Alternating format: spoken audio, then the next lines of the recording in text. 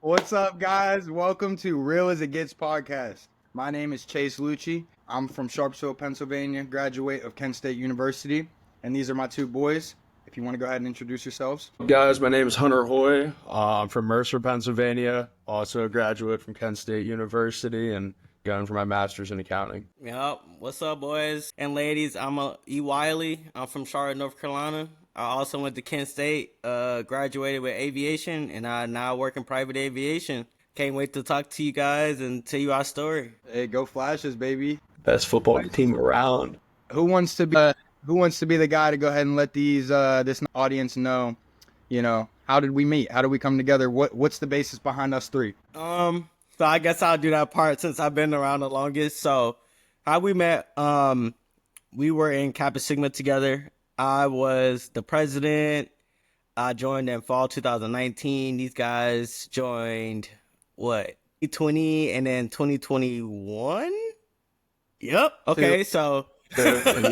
He was honestly, I recruited both of these guys to join, and we just been brothers ever since. And yeah, that's pretty much how we met and got together, and that's kind of how we got to where we're at right now. Hey, man. Hunter, you got anything to add to that? No, I loved hanging out with you guys in college. I mean, we've been close now for the last 4 years. I've known these guys for a long time, lived with them, and shared a lot of memories. So I'm excited to start a new chapter with them and everything. Yeah. Speaking of the new chapter, I guess, the question that everybody's been waiting for, what the hell is this podcast? And that's a great question you might have. Who are we? Who are we to be able to, come to you guys with advice when we're just three guys that just recently graduated ourselves? And that's kind of the whole point behind our podcast. We're young in our 20s, ambitious people, really out here grinding every day, trying to make a better life for ourselves and for our, future families and everything like that. We're all God-fearing men, of course. That's very important to all three of us.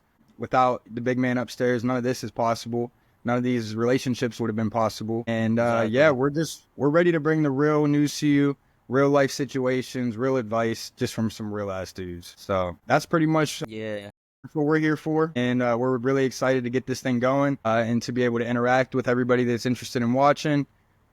This is only the beginning, and this is the start of the empire, baby. Yes, sir. And to piggyback on top of that, this is what this podcast is really going to be for the guys that's out here really trying to make it in their career. I love the streaming aspect and the rappers and the content creators, but for the guys that's going into accounting or going into landscaping or getting their doctor's degree or becoming a medical assistant or going into the nursing, this is for them. These are for the guys that's working that everyday hustle and just trying to make an honest living out themselves. This is the audience that we want to reach out to. Absolutely.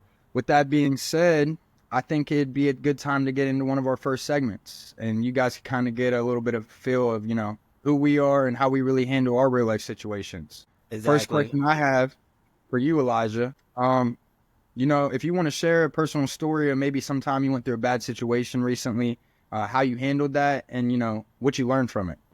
Yeah, so I feel like a lot of times now that I've graduated 2 years, it's people kind of find it hard to kind of find that after graduation lifestyle. Some people like to go home. Some people do find a job in their career, or some people still trying to figure it out. So that was like the rough time for me. I would say I had to really face adversity where, okay, I'm grown now. I really need to figure it out. Was once I graduated, I moved back to school. And that for a lot of people that's uncommon. And Kent, it was kind of the norm for Kent State. But for other people that went to other schools, they're like, why are you going back to school after you graduated? My family thought the same thing. So it was just trying to figure that out. But due to like Kappa Sigma and the connections that I made, I was able to find a career path, which is private aviation. And that really strived, but it took 5 months to get the job that I have now. So the stress I was going through with having to move out of Gator, after May, because I graduated in December, was hard because I had to figure out where I was going. I couldn't move home at the time. Like that wasn't an option. So I just had to face it and never get down on myself. And I just always believed. So at the end of the day, you just got to believe in what you want and build those connections with friends. When you go to events and talk to people, it's okay to ask for help. Don't think you can do this by yourself. It's not a one-man band. Because a band, you need multiple people to make music. Amen. That's a Sure. Just also to build on that, I think a lot of people discount, like people think, oh, like you're in your 20s, it's the prime of your life, everything should be easy. And in a way, this is like when you just graduate and you're figuring that out, that's like one of the hardest things, one of the hardest times of your life, because now all of a sudden, like you went from being a kid who's like in college, like, yeah, you have responsibilities. So it's like, now you got to figure that shit out, like right now. And I think for a lot of people, that becomes a big wake up call, especially if you're not like proactive. And then I think people can get lost in that and get down on themselves. And it's like, okay, now, 6 months has gone by and I still haven't got a job. Okay, now 8 months has gone by and I still haven't got a job. And it's like, okay, now I live at home and I've been graduated, and people can get caught up in their own mental prison. And I think that could be, your biggest downfall is you start thinking too far into it. If you just keep thinking like, it'll break, I'm going to get that job. You wake up and what can I change? What can I do different? What can I do better? How can I get another interview and get that other opportunity? And you have that mindset every day, just like it took you 5 months, but you'll get that job. And it's the same with any aspect of life. And I think it's vital, especially when you're coming out of something and into a different transition. You have to stay vigilant and stay on that path. Otherwise, you're going to fall off it and no one's going to be there to pick you back up. Bro, amen. And you guys both said something that I think a lot of people that are watching this are going to be able to relate to. That post-graduation life hits different, okay? Yeah. For my people out there that, recently just finished college, recently, dropped out of college, whatever that may be, if you didn't get it done, it's all good too. But at the same time, just being in that atmosphere and creating all these connections that we've made, and just having to go ahead and just put it all on the back burner and start focusing back on you. Might be feeling confused and feeling a little bit lost. Just see the light in the darkness, because at the end of the day, the opportunities will be there. They'll present themselves, but you got to have to go ahead and take them, because if you ain't taking a risk, you ain't trying. You know what I'm saying? You got to fail. You got to fail, because at the end of the day, if you don't fail, you don't learn. And if you don't learn, what does it all matter? Because life's just a big lesson. Exactly. And I feel like this is also like the first time to where your life isn't charted out. Like you were saying, in college, you had classes, you had high school, you had middle school, everything was planned out for you. And then after graduation, once you get to that point where you're 21, okay, this ain't, I don't have a schedule anymore. My schedule is what I want to make it. So if anything, the takeaway is build your own schedule, build a healthy schedule. Don't build a bad schedule.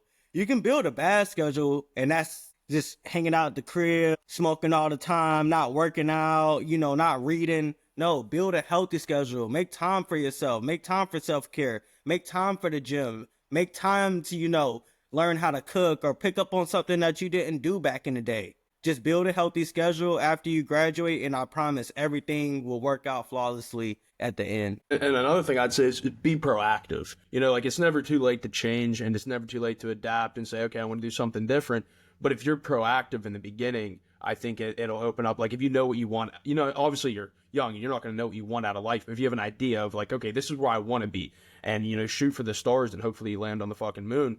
Because if you have that idea and you set those skeletons in your head, and you set those outlines and those maps, then it's going to be easier to get there. Whether if you wake up and you're like, well, I don't know what I want to do. Well, I don't know. Like I think by the time you get to that age, it's like, all right, you got to start thinking about it. So you got to start thinking about it in college. So by the time you're out of college, it's there. You're not coming out and you're like, well, now I have this degree, but I don't know what to do with it. Because then all you have is wasted time and wasted money. And that's one thing that used to get on my nerves, especially being in the fraternity with colleges. You'd see so many people go there and they wouldn't care about their classes, or they wouldn't care about their degree. And they're like, oh, I'm just getting general business. I'll figure it out later. It's like, well, no, later is not necessarily the time to figure it out. Yes, you can figure it out later. But like now is the time to figure it out. This is the time. You're spending the money now. Figure it out now so it's easier later. Don't you want to retire early? Don't you want to have this house sooner? The quicker you figure it out, the quicker you can do the things you've been longing to do. Like in my position, like I'm getting ready to study for the CPA. Like, is that something I want to do? No, but if I get it by the time I'm 25, that means I have the rest of my 20s to be a CPA and to do the things that I want to do. I know people who I work with in accounting who still don't have it, and they're in their 30s, and they keep saying, oh, I'm going to do it. I'm going to do it. Well, you start putting things off and you start putting them on the back burner, life gets ahead of you. I think it's really important to be proactive, to know what you want out of life. Because if you don't, you will get lost in the shuffle, and no one's going to pull you out of that. But you have to be your biggest fan, because everybody can say, oh, I love you and I'll help you. But like, no one's actually going to do that for you. Exactly. Right? 100%. So I guess that's a good time to swing into our next topic. You guys are mentioning those healthy habits, the healthy mindset to build. And my question is, what are some of the hobbies that you guys are looking to get into and, early 20s, post grad? What are things you guys are interested in trying and getting good at? So for me, I really want to get into going to the national parks more. I think that is so cool. One, I was a Boy Scout, got my Eagle Scout in 2018, and we used to go on so many camping and backpacking trips. So I really want to pick that up again. So that's one hobby. I plan on going down to Hocking Hills when it gets a little warmer out and checking out that one. It's not a national park, but it's like one of the closest things to it. So I'm going to get it back into that. And I think I want to pick up pickleball, but take that seriously. Last summer, I played one game and was like, this is pretty cool. But I think I definitely want to pick that up. And my friends are going go-karting. They joined the go-karting league. So I think that's pretty cool. It's so much shit to do out here, so I'm just gonna start just doing random side quests, I think. But those two hobbies, doing a lot more hiking, national parks and stuff like that, and pickleball is for sure my top two hobbies. Going on to when it gets warmer. Dude, there's so much shit I wish I could do. I tell myself, like, if I could retire right now, I would, just because there's always hobbies and things. Like, I never understand when people are like, oh, I couldn't retire. I feel like I'd be so bored. I'm like, what do you mean? Like, there's so many things I want to do outside of work. Yeah, but I think probably the two biggest ones, I used to, I'm from a small area, so I used to hunt and fish a lot when I was in high school and when I was younger, then going to college and, partying and studying, and you kind of get away from that. And that's one thing that, like, just to kind of bring me back to, like, my roots in a way. I want to spend more time in the woods. I want to spend more time outside doing the things that I used to enjoy. I mean, there's a slew of other hobbies. I want to work out more. I'd love to learn how to play the guitar, but on a real level, I think that the two biggest ones is I'd like to get in the woods. I'd like to hunt. I'd like to fish and just do some things that I used to enjoy. And then, please take me. Yeah, we'll go. I want to go. I've never been, but I want to go so bad. I've been fishing before, but hunting wise, I never. Turkey's coming up. What about you, Big Chayse? So yeah, I actually got a couple new hobbies that I'm very interested in picking up. I got some old ones like hunter, fishing, the outdoors things. Like those are things that we always did growing up, being from the same area, not having much to do, lake days, rope swings, jumping off the trestles, like just stuff to be outside. Kids ain't outside enough these days, that's for sure. One of the main things I'm really interested in doing is learning how to play the guitar. It's something I've been thinking about heavy for the past like year or two. In college, definitely did not have the time. Me and Lando used to, he used to try and give me a little bit of instructions in the room. He'd play his guitar a little bit, just never enough time. That's something I really want to get good at because I just think that shit's badass, to be honest. Just to be able to play your favorite songs on the guitar is fire. All white electric guitar. I got it when I was a kid. It took like 5 lessons, put it down, never picked it back up. But like, I love rock music. I've always wanted to know how to play the guitar, just never taken the time. Chayse, I have a guitar at the crib. You should have told me. Right. I would have blessed you with it. I feel it, it's a nice Fender. Yeah. Dang. Closed mouths don't get fed. Let that be a lesson learned, young ones. Let that be a lesson learned. Crazy guitar, just locked up, and it was like $2,000. That wasn't the one I was giving you though. You wasn't getting that one. I ain't even seen it before. Bro, in addition to that, I also think it's very important, especially in business, what I'm into, to learn Spanish. So that's another thing I want to learn. I want to learn an instrument and I want to learn another language. Yeah. Oh yeah, bro. Plenty of people that I'm trying to talk to know English. And so at the end of the day, that's a problem for me that I need to go ahead and be able to conquer. I suck at golf. I've been out like 4 times. I've broken 2 drivers. But everybody at the firm fucking golfs all the time. And they're like, hey, you want to come golfing? And I'm like, no, dude, I don't know how to golf. And I feel like it's a good networking. Go to the driving range first. Yeah, it's just expensive. Go to the driving range. That's what I should have did today. Yeah. I got clubs. It's just expensive, and I also don't want to go alone, and I have no idea where to start. So I feel like it's a big hobby. People spend a lot of fucking time and money. Yeah. Hey, that's where business get done, though. For sure. Yeah, some of the biggest deals been closed in the golf course. All the partners, they'll take like, even during busy season, they'll just have like a whole day booked out to like golfing with clients. And I'm like, God, it must be fucking nice. I'm sitting here grinding my ass off, and you're getting drunk on a golf course. Imagine smoking a cigar, so you're like, okay, so if I make this We gonna find that deal, right? Close $1 million deals, $100,000 deals. He's like a golf shark. He plays ass, and then he's like, "Oh, for that deal, okay." My plan Bro, is to suck and then make the clients feel good. You know, they're like, "Oh, I whooped his ass." That's fair. other than that, just any hobbies that people are out there looking to pick up. It could be an instrument. It could be just getting outside more, exploring nature, doing something. Doing something's better than nothing. If you're just staying the same, like you guys said, sitting on the couch, smoking your weed, doing whatever, not doing nothing, that's not going to get nothing done. That's going to make your mind collapse, because at the same time, bro, that leisure time when you have nothing to do, that's when bad thoughts can come into your head. That's when you could start, your mind might not be your best friend all the time. In fact, they say we have about 60, 70,000 thoughts a day, 100%. average, and most of those are negative. You have feelings, but you're not that feeling. So that's just a little bit. It's time for people to start getting outside more, getting to the gym more. You got to have intention. Like, your actions have to have intention. You can't just be strolling through life like things, aren't important and things don't matter. And, you could just keep on keeping on and everything is going to be better somehow. It's never going to work like that. You know what I mean? If you're not actively having intention and pursuing things, you know what I mean? It's about the journey, not the destination. So another good topic that I feel like the audience would enjoy. So us three, as you can tell, I feel like we're all very ambitious young individuals. All three want a lot out of life, that's for sure. But, I'd like to talk about what that actually means for all of us. Elijah, what do you want out of life? What we learned in Kappa Sigma is that doing this is bigger than yourself. Being a part of something that's bigger than yourself. And what I want to do is to make it in my career so I can go back to my community, to go back to the young kids that think they have to be a ball player or have to be a rapper or be an actor or sling dope to think that they got to make money to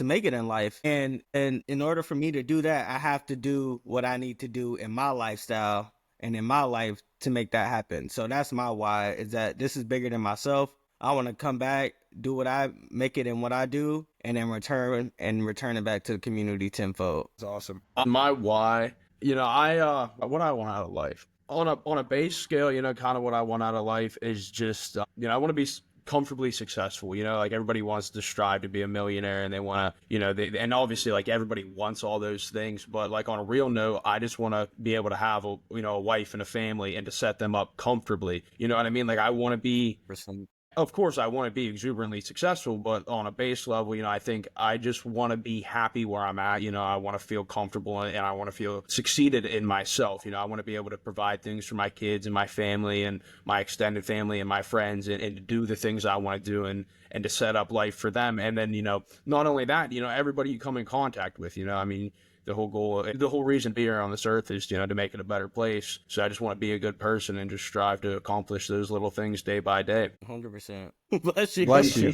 Couldn't have said it better than that sneeze right there. I thought you was going to say, excuse me. God bless that boy. Excuse me. But yeah, man. I mean, I agree, Hunter. At the end of the day, I think we all know that the end goal is to have lots of money in the bank. You know what I mean? I want to be financially free is the phrase I like to use. I want to be to a point where, like you said, family. I come from a big family. I want to create my own family one day. That's the goal. You come into this earth to make it a better place, and reproducing and making it a better place with your own seed. How is that not a better way? It's about the youth. I was just telling my cousin, like, they have a son and a daughter right now. Daughter is like 9 and son's about 2. And I just told him, like, the son, he's awesome, bro. Like, he has the biggest personality.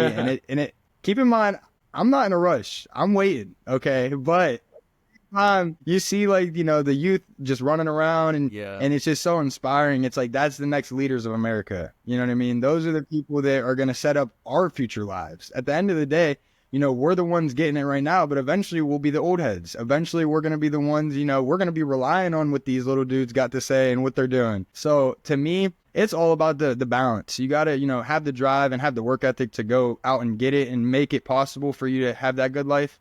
But at the same time, if you're not, sharing that with others, you know what I mean?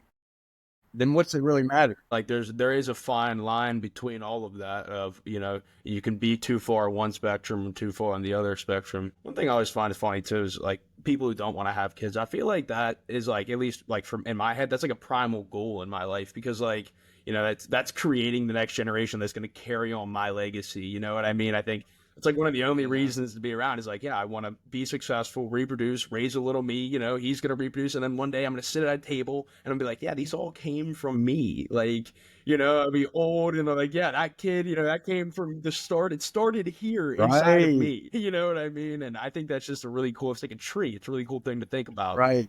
So it's interesting. Absolutely. Yeah. So I forgot to give my why, my nieces and nephews. I got 14 of them. So I got a lot of little kids looking up to me, and I feel like I got to make them proud or I'm a failure. So they're my why. I strive for them every day and my family in general. So that's my why. Okay, so next segment, let's talk about red flags or pet peeves that we may have. I'll start. Because I hate people peaches and with cream. hate's a hard word. I hate people is great.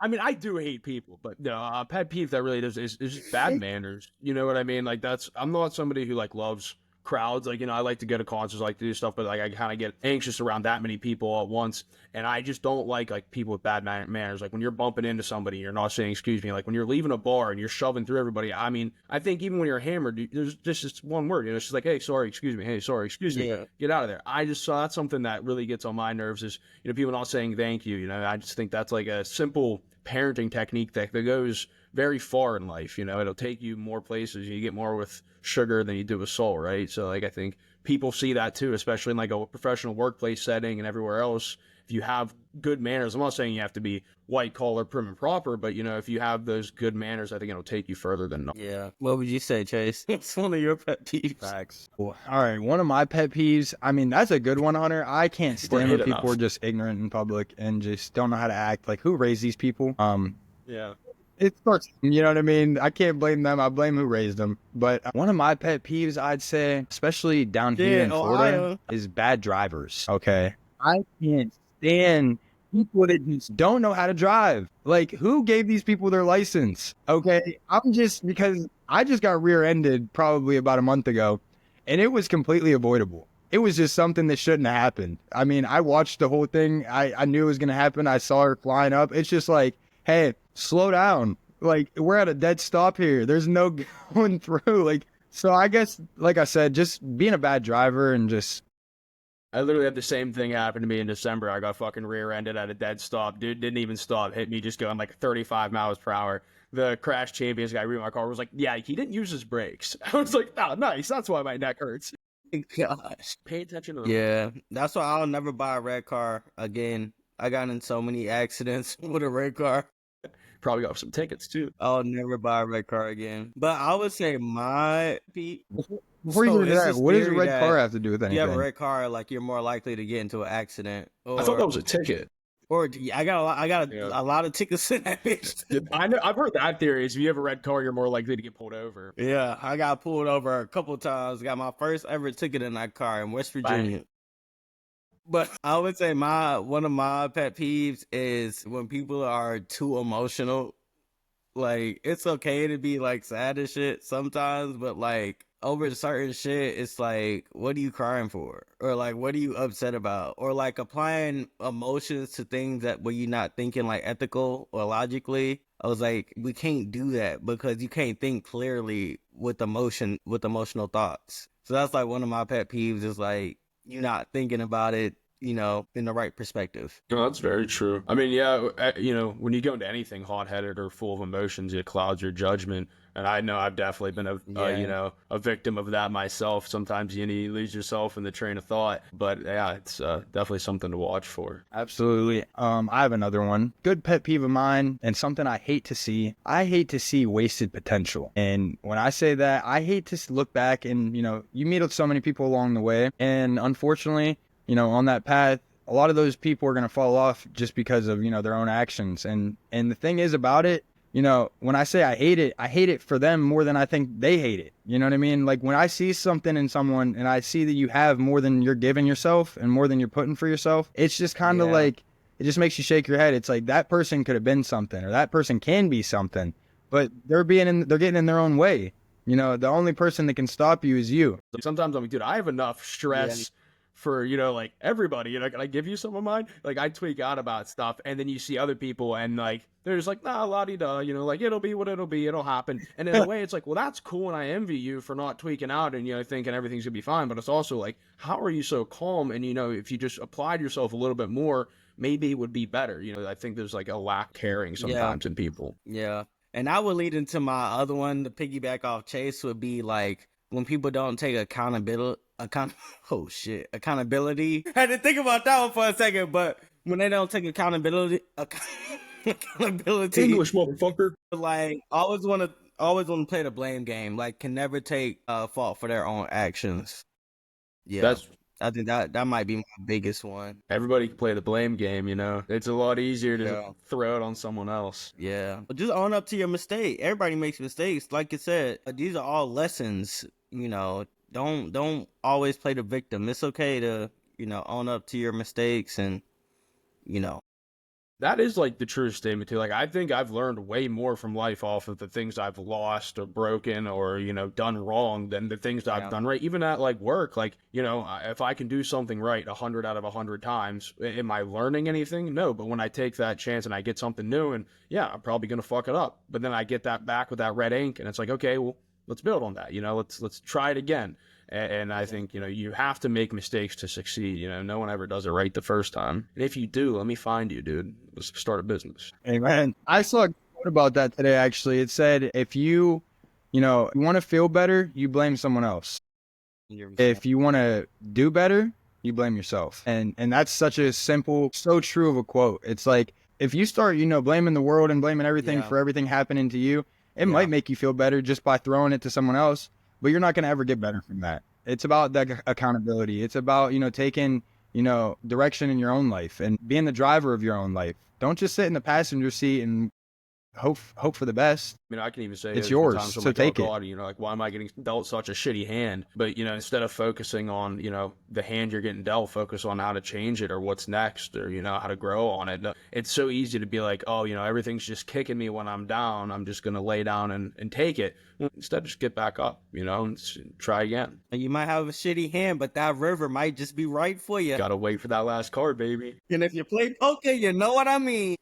Mm-hmm. I think another red flag in people in general is negative people. And that's another thing that goes along with most of the stuff we've been saying, but like at the same time, a negative person just ruins the whole room. It just, when a negative person walks in, it just brings the vibes down. Like you're up here, everybody's chilling, and then that one person walks in and it just like kind of just brings everybody's mood down. And it's like, don't be that person. Don't be the person that's coming around complaining about everything and, saying, oh, I did this other thing one time and it was way better. Or this place sucks, or, shut up. Nobody cares, bro. Literally not. Like, bro, we're trying to have a good ass time and you're out here funny. fucking bitching bro, and complaining. I had an experience. So you ever so now that I moved to like Columbus, I don't have the guys anymore. So I'm having to make new friends. So the friends that I did they made new friends as well. So, we were all meeting up together. And this one dude, like, he was so cool. He was drinking, but would talk shit about you smoking weed. I was like, okay, well, I smoke religiously, so you're already pissing me off. And then we would get into every fucking bar, and within 15 minutes, he's like, well, I'm ready to go. I'm ready. Like, bro smacked my shoulders and pulled me away. I was like, I just met, bro. I ended up, like, cussing him out. I didn't even tell y'all that story, but I ended up, like, getting in his face and was like, bro, you need to fucking chill. And he left. And we stayed, and then I went home because I had work at 6 a.m. As you should. So don't be that guy. And don't put your hands on people you don't know well. That is also fucking very weird. Yeah, for sure. Yeah, I hate when people can't be happy, like, in the moment. That's a good way to fuck around and find out. Has ruined that for people because it gives you false perspectives and false realities because you're just seeing the highlights of everybody's life. Well, that's not reality. Somebody can be miserable, but they can post all their smiles, and you're like, oh, look how happy they are. But I hate people who can't be happy in the moment. It's like, okay, you're doing this. Yeah, maybe it's not, the $1 million trip that you wanted to take, but it's fun. It's cool. You're with your friends. You're with your family. You're with the people you want to be with. Find happiness in that moment at that time because that's where you are. And if you're not going to find happiness in it, there's no point in anything. And I really really think like as a society, we've gotten away from that where everybody just thinks there's always something better because of social media. You know, you could be on your vacation with your family and you're like, oh, well, this person's here or this is that or they're doing this. Well, I mean, I think we should stop comparing and stop always being sucked into that turmoil and just take some time to appreciate the things around us rather than being so negative about what we don't have. I think it's really important to be like, okay, I love my family and I love that we're doing this together. I love my friends. And sure, this bar may be packed and it may smell like puke, but we're going to laugh and have fun for the night, you know? And that's Exactly. I think you get more with that in life. Because when you're living this lifestyle or whatever you're doing, it's always somebody wishing that they were at where you're at.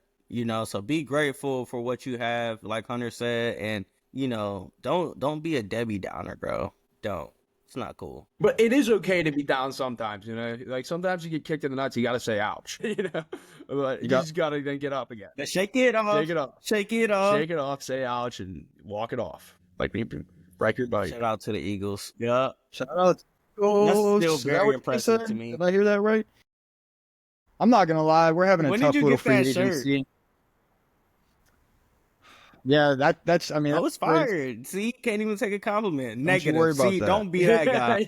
Just know when you're with your boys, you never know if a compliment's a compliment God. or if a compliment's them capping on you. So you always got to stay on your toes. Don't ever get too comfortable because shit is never that Speaking sweet. about the all right? boys, Shout out to like, my what's your one of your pet peeves when we're like together that we do that you be like, oh my gosh, I'm sick of that. You can name drop. You could probably name drop for this one if you wanted to. I'd say because maybe not.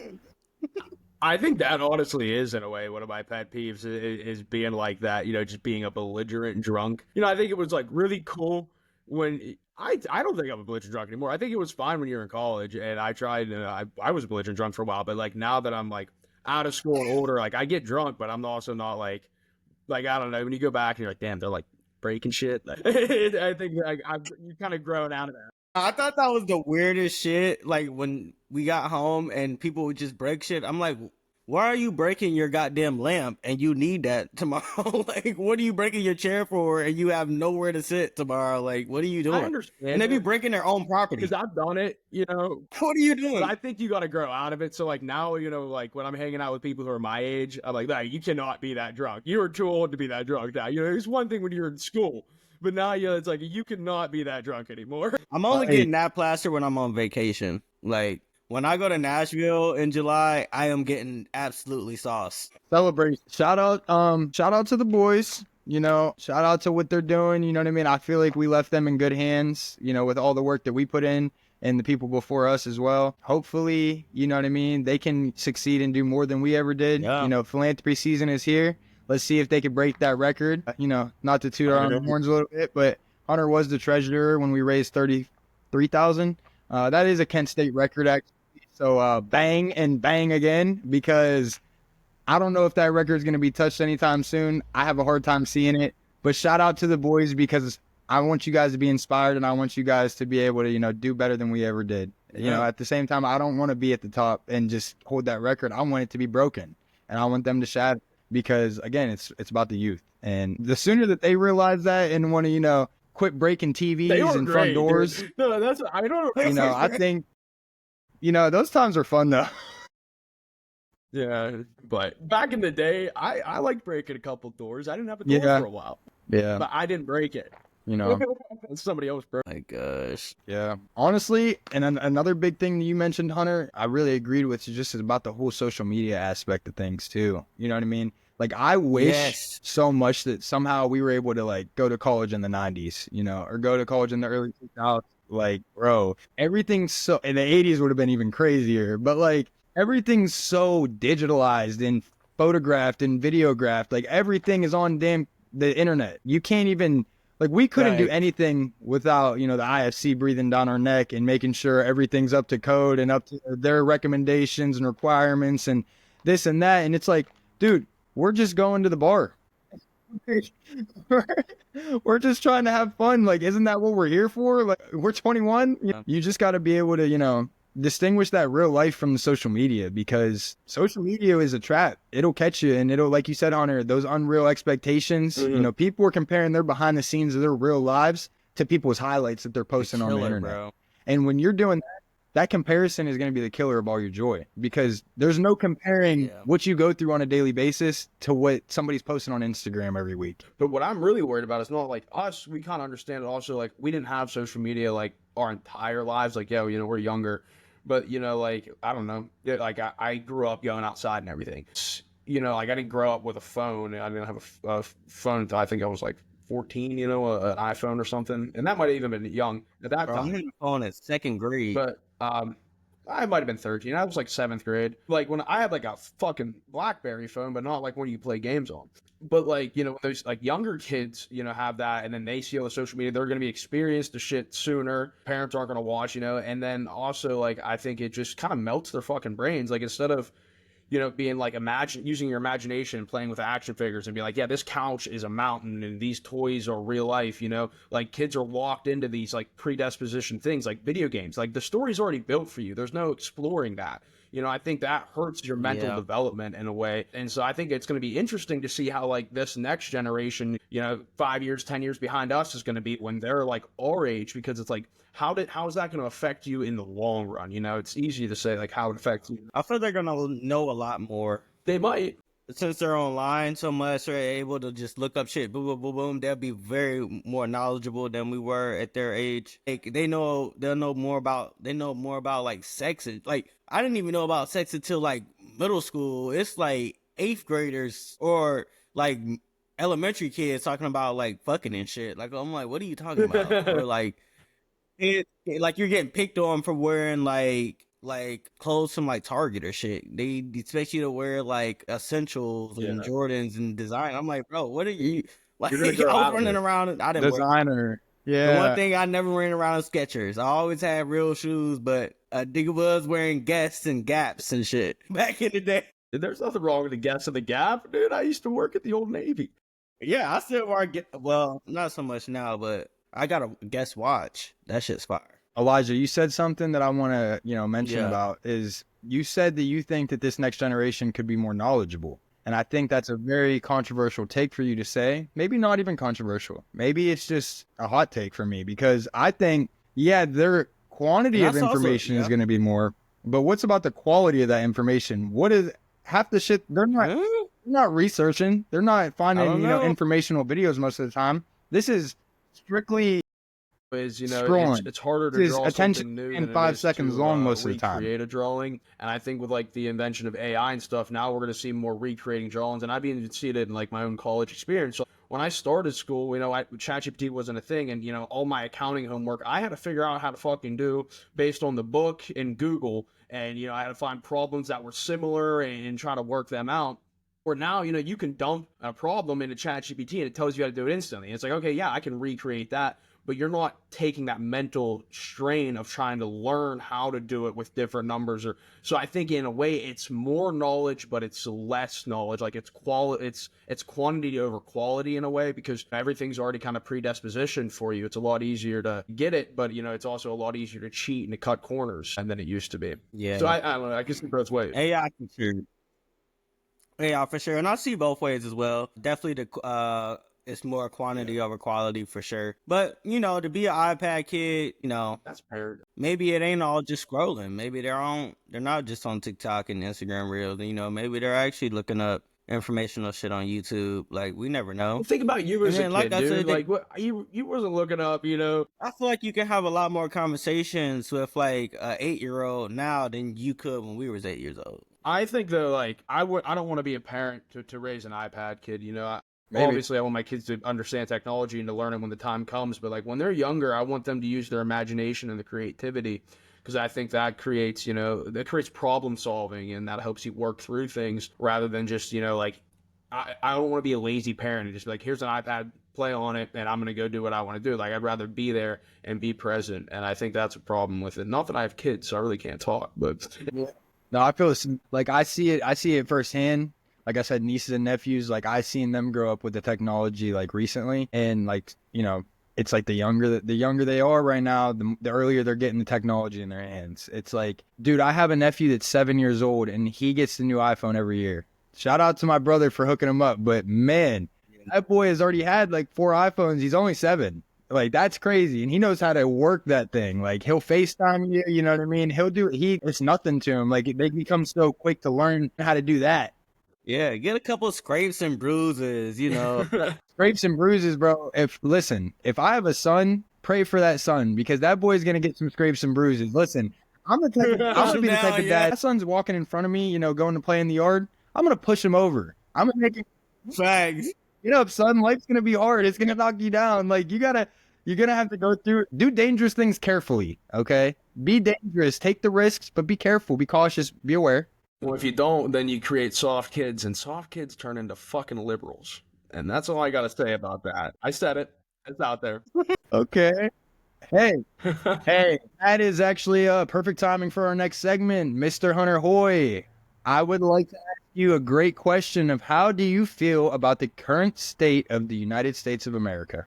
We're very divided, but also the country did come together to elect Donald Trump. And I think we can see that strife in both political parties where I think, you know, America's now seeing the media and that sort of side of things and how it is not necessarily what they say is always true. And we're seeing that there's that one narrative that is being pushed. And I think, you know, it's good for us as people to see through that. And I think both political parties now kind of need to come together and find common ground. You know, right now, like, we're seeing a lot of pushback from the Democrats, which I find kind of crazy because they campaigned on being the party of promise and prosperity and, you know, working together. And now they're doing the opposite. You're seeing them sing songs on the Congress floor, and you're seeing them lie and say everything's wrong, or they're saying that cutting government spending is bad. And I find that to be kind of insane in a way. I think we need to get more into common sense policies and back into, you know, common sense of the world. Like, what do we need to do as a country? We need to stop wars, and we need to pay down deficits. And how do we do that? You know, people could say, oh, Donald Trump's an asshole and Donald Trump's this, but he's right. He wrote the book, The Art of the Deal. And,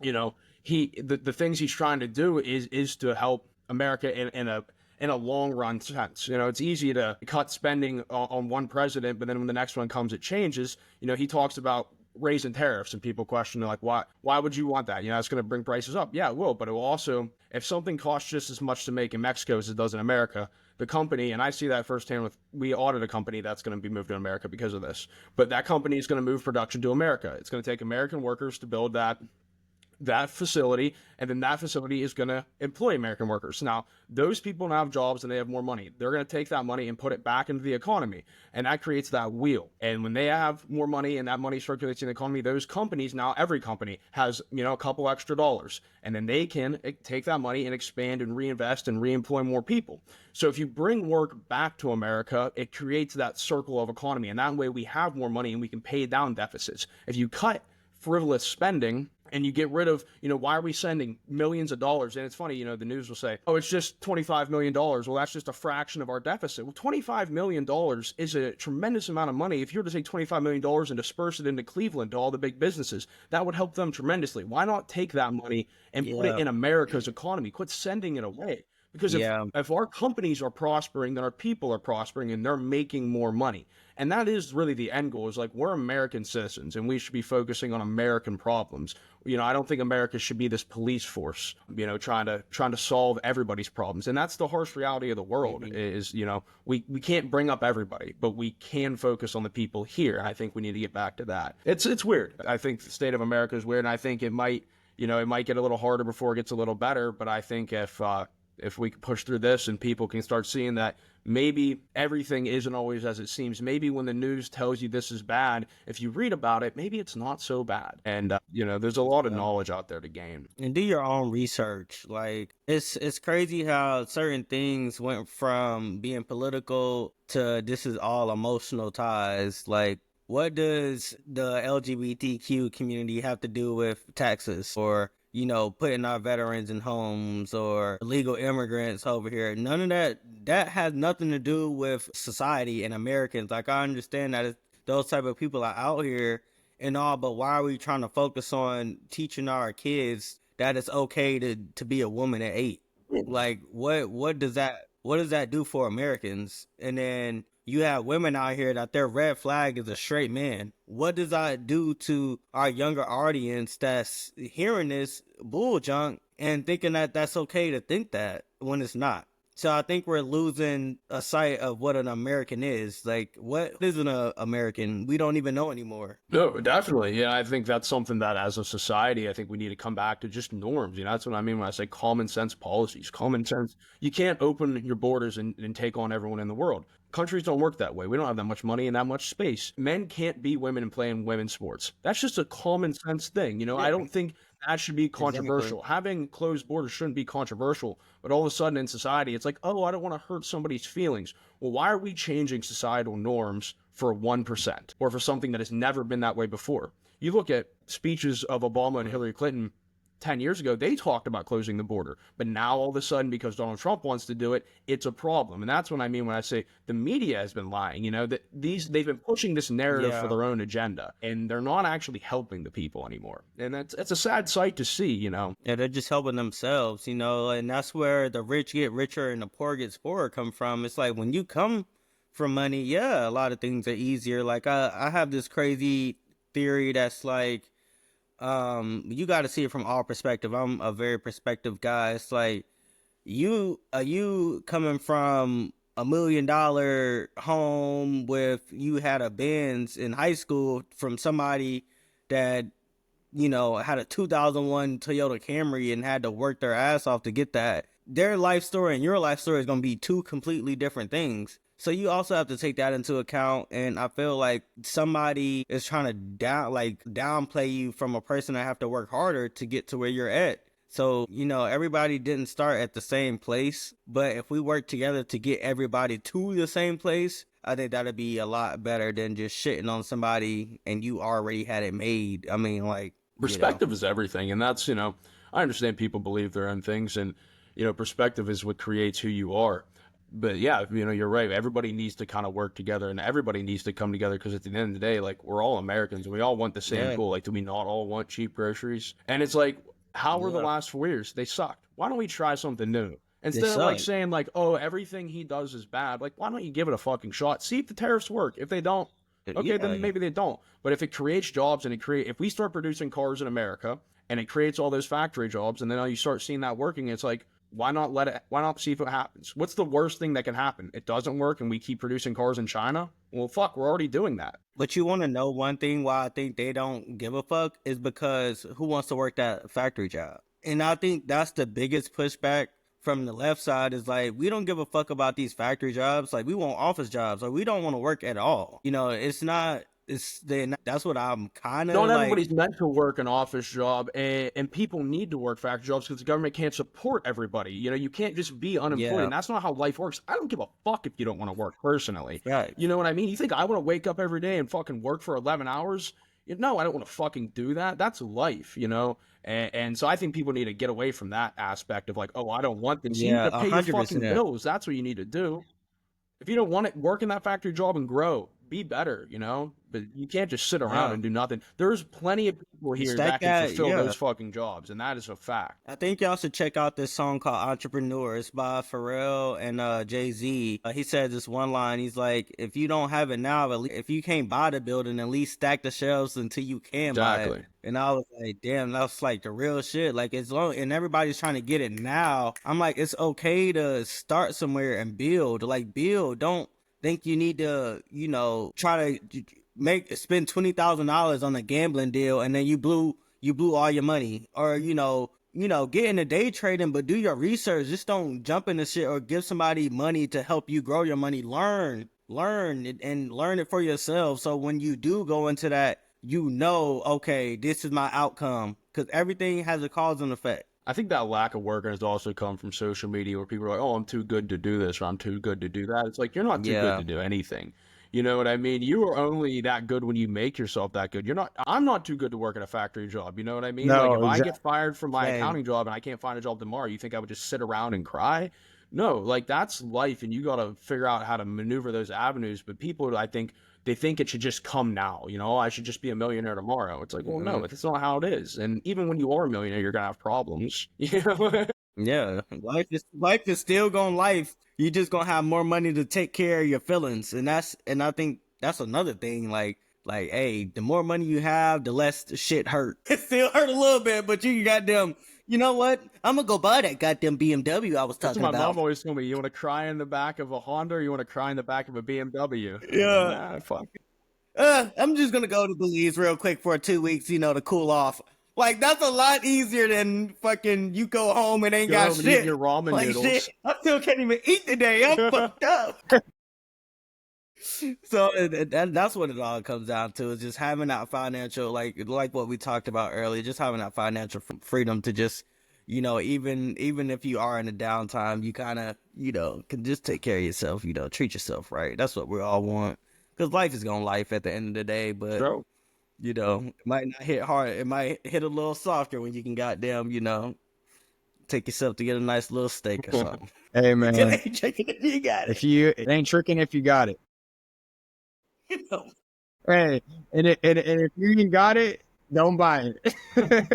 Because listen, hey, you guys just went in. I will say that, like, you guys, there's not much more for me to say about that topic at all. I mean, I agree with both points that you both made in a lot of ways. I do agree, like, on the contrary, that whole, being too good to work at a factory mindset, like, that's definitely not it, because you got to start somewhere. It all is about, the start. This is the starting line. One day has to turn into day one.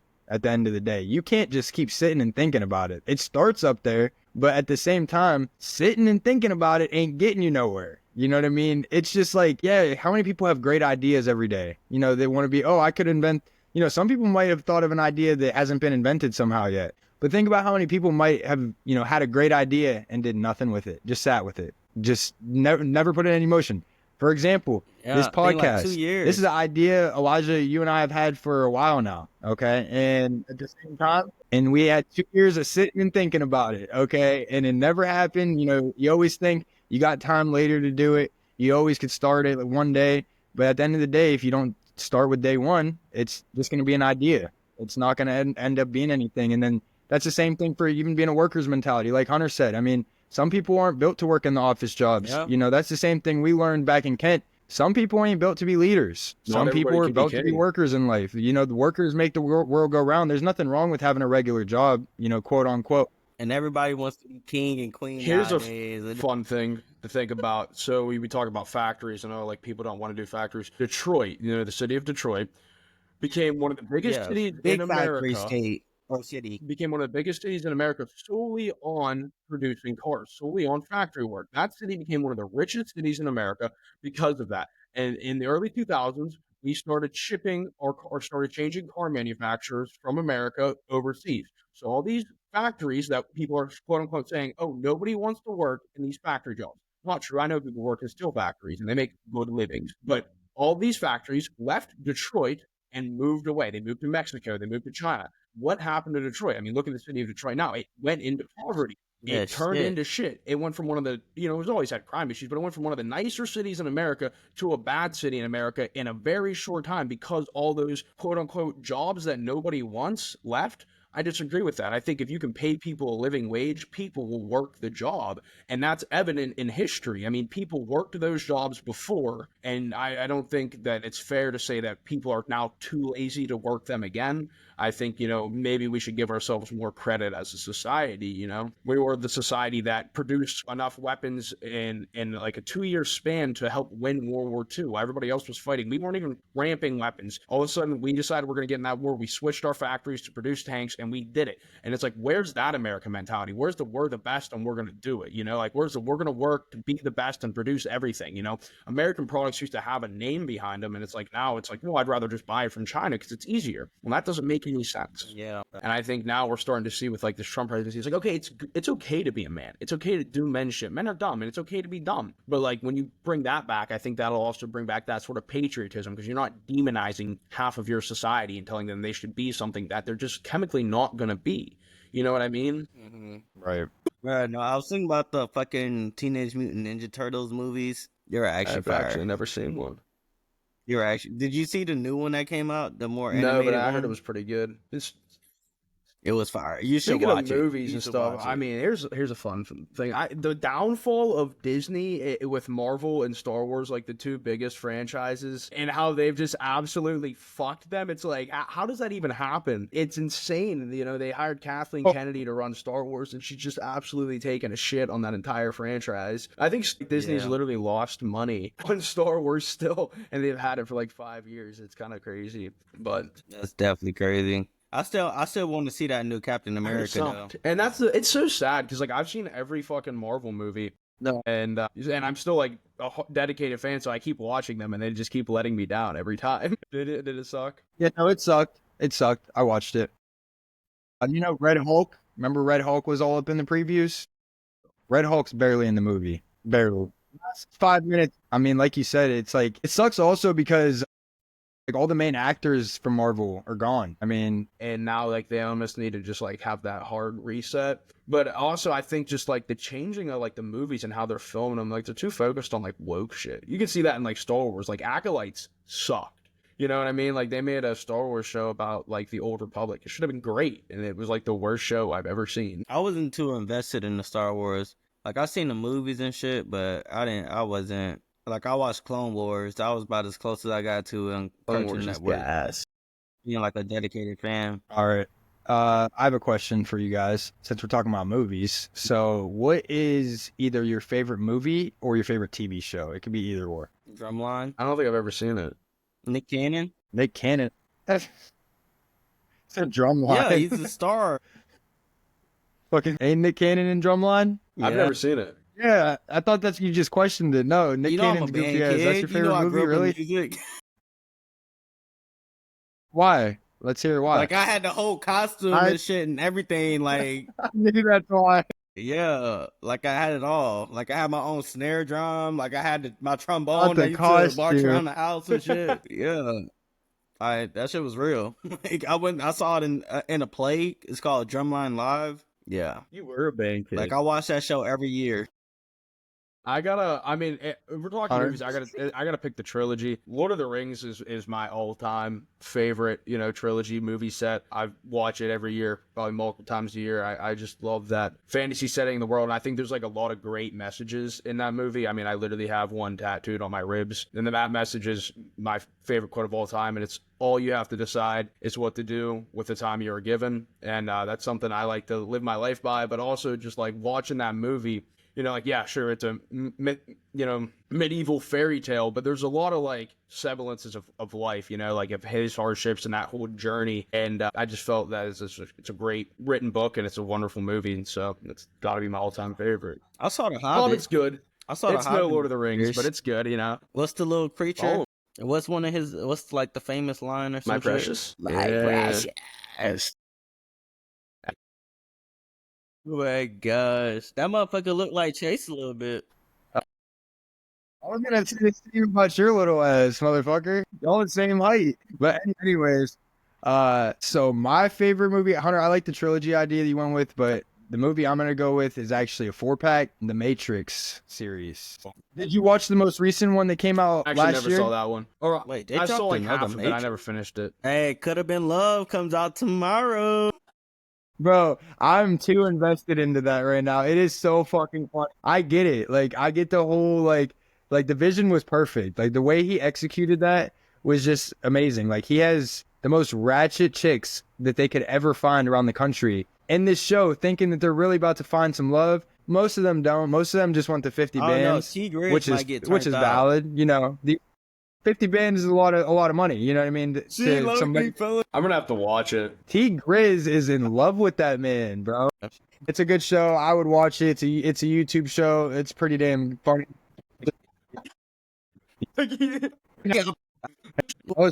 Okay. Well, this would be a perfect time to thank everybody for tuning in to watch our first and ever installment of Real as It Gets podcast. It's been a pleasure sitting here chopping the shit with you people. Pleasure for you guys to listen to what the fuck we have to say.